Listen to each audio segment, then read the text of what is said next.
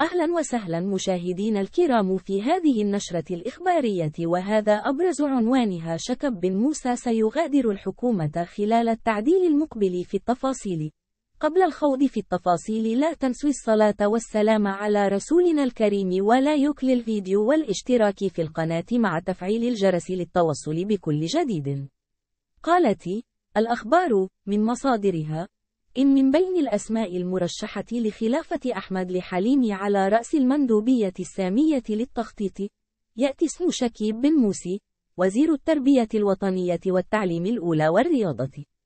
وأضافت أن استمرار لحليمي على رأس المندوبية أصبح مجرد مسألة وقت، بعد مضي 20 سنة على تعيينه على رأس هذه المندوبية منذ سنة 2003.